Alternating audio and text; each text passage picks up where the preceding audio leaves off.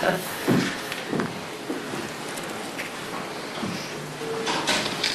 morning.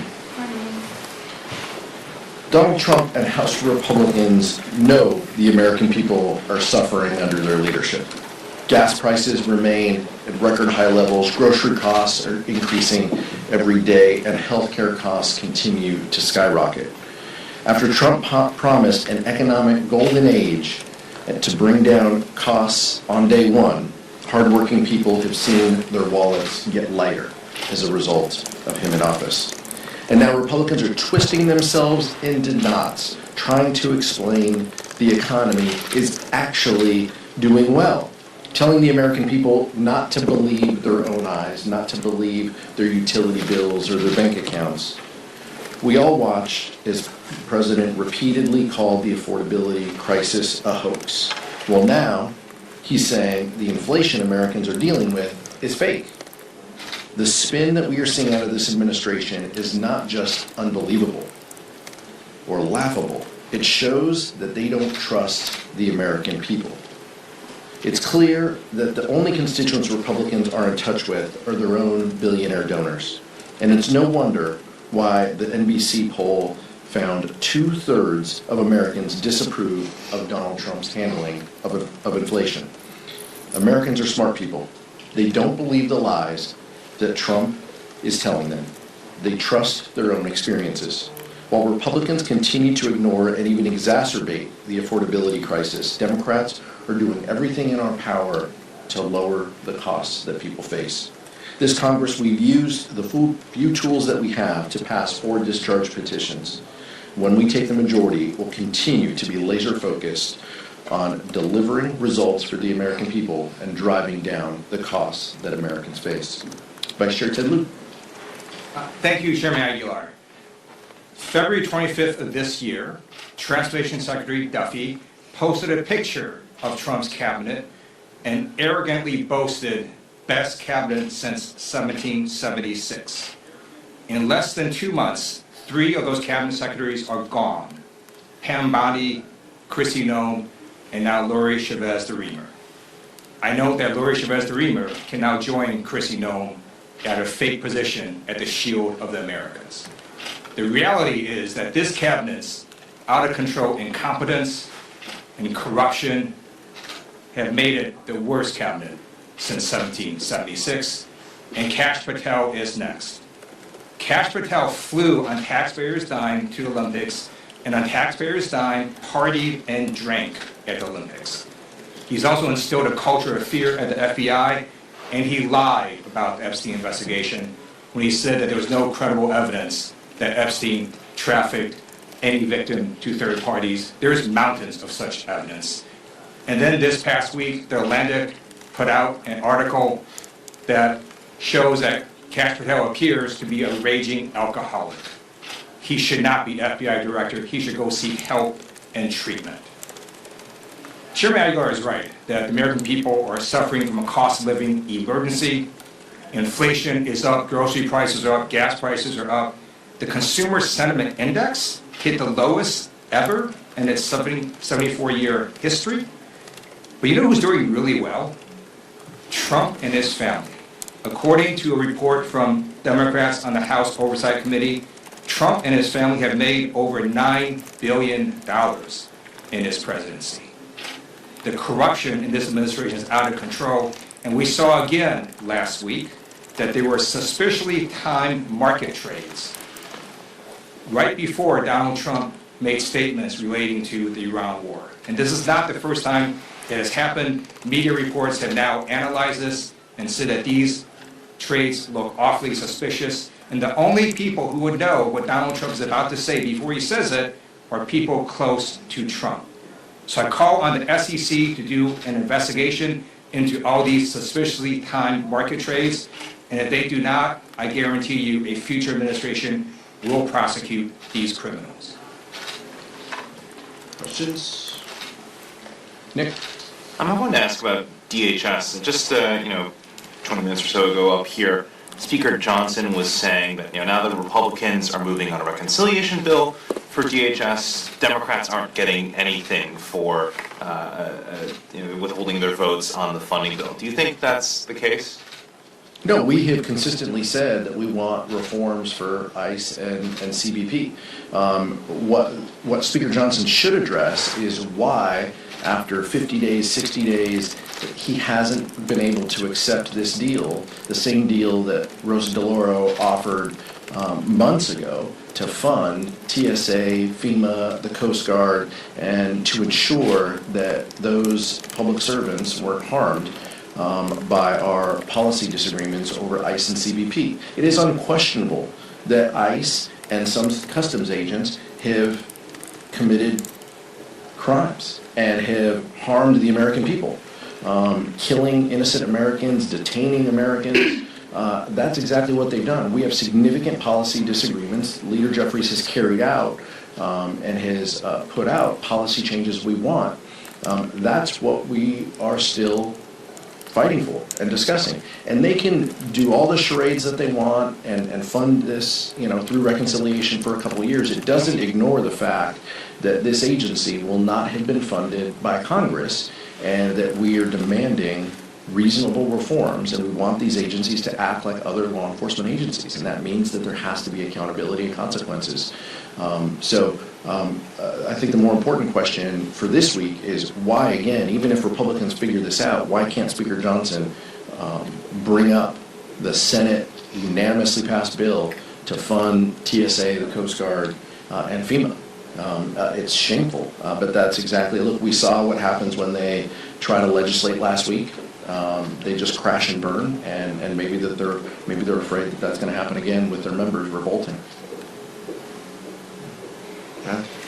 Both Swalwell and Gonzalez resigned before an expulsion vote could come to the floor, but neither of them had a completed ethics investigation or criminal charges. The House Democratic Caucus has been fairly insistent on Shirkulas McCormick having that due process. Are you comfortable with expulsion votes coming to the floor before a due process of any sort, such as the case that we're likely about to see with Mills, given that Mace has filed that? We'll see. I think as the speaker mentioned, right, due process is a part of the ethics committee process here, but there should be an expedited process for these types of allegations. Corey Mills, according to the Washington Post, that the body cam video and that material is pretty clear. I mean, this individual, there's some problems there, and I think ethics should have an ability to weigh in a faster timeline when it comes to egregious criminality, and that should be obviously on both sides, and that should be an ethics process. There should be an ethics process that works in an expedited way. So we will see what happens with the ethics committee this week, and clearly they continue to work on other inquiries that have been sent their way. Our hope is that this moves in a quick timeline, but we don't control that, and neither the vice chair or I are on the committee. But we would hope that it would move in an expedited way. I just want to add, with respect to Corey Mills, based on public reporting, he had committed domestic violence, and then there was a cover-up. People covered this up. Could be people in administration, could be local officials. There needs to be an investigation by the local officials of the people involved in the cover-up of this domestic violence incident. Thank you, Mr. Chair. The Senate Republicans are expected to release the budget resolution for the reconciliation package that they're trying to pass. They're hoping to have it to the House to be taken up as soon as next week. I'm curious, as this process gets underway again, are there any lessons that you all learned from the way that you attacked the so-called One Big Beautiful Bill last year? And can we expect to see the, events on the steps, all of the types of programming that you all did around that particular piece of legislation? Can we expect to see that this time around, or is it just a different ballgame? Is each reconciliation package different, or do you expect to use some of the same strategies on this one as you all did last year? I think it could be a little bit of both. I think that they are all different, right? This is different timing. This is closer to the election. I think some Republicans have some concerns. First, in order for them to move it from the Senate to the House, they have to have 50% support. And we'll see if they have that support within the Senate conference. I just don't know if that's the case. I think, unlike some of the reconciliation from last year, it was a clear assault, and we said it here. It was a clear attack on healthcare. What Senate and House Republicans did with Donald Trump's blessing in the One Big Ugly Law, the One Big Ugly Bill at the time. And that was clear for us to make that case. And I remember clear as day, Steve Scalise standing on the House floor, waving the budget resolution saying, we don't cut Medicaid, we never, we don't say that, when we knew that was the case. We knew you can't instruct $900 billion in cuts to energy and commerce without cutting Medicaid. We knew that was going to happen, and we called them out. This one, if Republicans carry this forward without offsets, it is a little different. They're grabbing funny money, and they're pre-funding organizations that aren't acting in Americans' best interest. So our responsibility is to call them out on it and to highlight what they are trying to avoid. But it is different because they aren't making specific cuts to programs. Now, if they do, they could change that strategy. They could come up with the Reconciliation 3.0, which likely would be another assault on healthcare and supplemental nutrition. And so we have to be prepared for that. So all options are on the table for us to communicate exactly how egregious this is and how harmful this is to the American public and how this does nothing to lower the costs that Americans face. For sure. So if the ethics hearing, if the committee recommends expulsion for Chairperson McCormick, do you think she should resign rather than force, Democratic members to take a vote on her expulsion? We'll see. That's a hypothetical on what they on the work product that they can produce. They meet this afternoon. They will make that public at some point today or tomorrow. Is what the public reporting indicates. We will get there. We will cross that bridge when we get there. Serious allegations. We have not denied the seriousness of those allegations, and I have said before that I take the work product that the Ethics Committee does to heart. And so Leader Jeffries has indicated that we will meet and gather and go from there. Mike. Thank you. On the War Powers resolution, excuse me, you've had two votes, they both failed, and a lot of Republicans seem to be hinging that on the War Powers Act, which grants this 60-day window. That deadline is next week. What can we look forward to next week or beyond in terms of what you plan next? Are you in conversations with Republicans who are looking at that 60-day deadline and might be more willing to sign on to a War Powers resolution? And then is an AUMF at any point a part of this conversation? Do you stick with War Powers or do you shift to AUMF? Right now, what we've had conversations with is War Powers. The Senate is having, obviously, more discussions and potential votes on that as well. We have had multiple votes on the War Powers Act, and there is the potential to have something, ripe as well in the near future on our side to discharge and discuss. And so we continue to have conversations with our members. You saw more unanimity when it comes to that vote this last week. As we get closer, I've seen public reporting that Republicans talk about, wanting to get out of this and wanting to move to the next phases. It's clear that the Trump administration has no plan, so the 60-day window really is, arbitrary. It is in statute, but there was no plan before 60 days is what I mean, and I don't think that there will be a plan after 60 days. It's time for Republicans to work with us and to force the administration to end this. It's clear that there continue to be issues with the ceasefire. Is J.D. Vance on a plane? Is he not on a plane? The Iranians are drawing a line now in the negotiations because Donald Trump continues to threaten their country. I mean, that's just the reality of where we are, but we're going to continue to work through this as a caucus, and we feel that it's our responsibility to continue to let the American people know that we are fighting for them, that this war is driving up costs that they face, that the administration has no strategy, and that we want to force the administration to address this. Republicans are twisting the War Powers Act beyond all recognition. That statute was meant to limit the president's power, not to expand it. And in any event, no federal statute can override the Constitution. And the Constitution is clear, only Congress can declare war, and we're in a war. And how do we know that? Because the president calls it a war. The Secretary of Defense calls it a war. And only Congress can declare war regardless of what the war powers or any other federal statute might say. And this administration has not gotten approval from Congress for this war. This is an unconstitutional war. Quick follow-up, if I may. Would it be the Meeks bill to come back up, or would it be another version of it? Con Massey or something else? Brian Fitzpatrick has his own resolution now.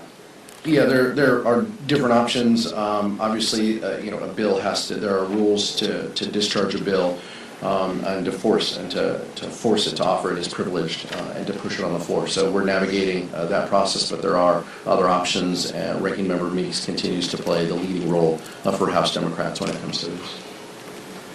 On FISA, Speaker Mike Johnson just said in his press conference, "We're confident that we'll be able to find strong bipartisan consensus that builds off of the really meaningful reforms that we included in legislation the last time we reauthorized it." What is your reaction to that, and have there been bipartisan talks at the leadership level about FISA, some sort of FISA deal? I haven't had any discussions. I guess my question to him is he like Thursday confident, or is he like Wednesday confident? Like, I don't know. His confidence meter was always pretty high, and then he put a bill on the floor that had zero consensus among his caucus and looked like the disaster that it was, after midnight. These are serious issues, and they deserve to, one, have bipartisan support. That's how we passed the last reforms. And two, deserves to be looked at in the light of day, with members on both sides of the aisle being allowed to ask questions and talk to the intelligence community, talk to lawyers and stakeholders. That's what this deserves. And Ranking Member Jim Himes will continue to be with Ranking Member Jamie Raskin, the kind of point people on this issue, the judiciary, intel committees. From our perspective, we want to know what those committees think about these changes and the bill broadly, and so we'll continue to follow their lead, just as we were there, in the well last week, waiting for Republicans to talk with us about the bill. Absent those conversations, it's going to be hard to find bipartisan consensus. The federal government has vast powers to do very intrusive surveillance on you, and that's why we have the Fourth Amendment. And whether it's ICE or the FBI or any other federal agency, if they want to get intrusive personal information on you, they have to get a warrant. And so if you are opposed to getting a warrant under the FISA statute, then what you really have is a problem with the Constitution, and go ahead and try to change the Fourth Amendment. But imposing a warrant requirement is what every other law enforcement agency follows. There's no reason the FBI doesn't follow this when we're dealing with FISA Section 702. Thank you.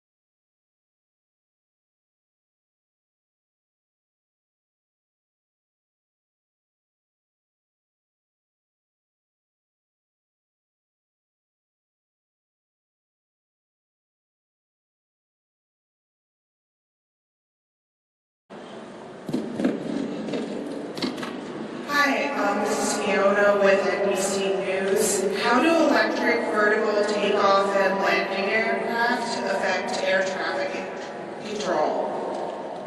So, great question.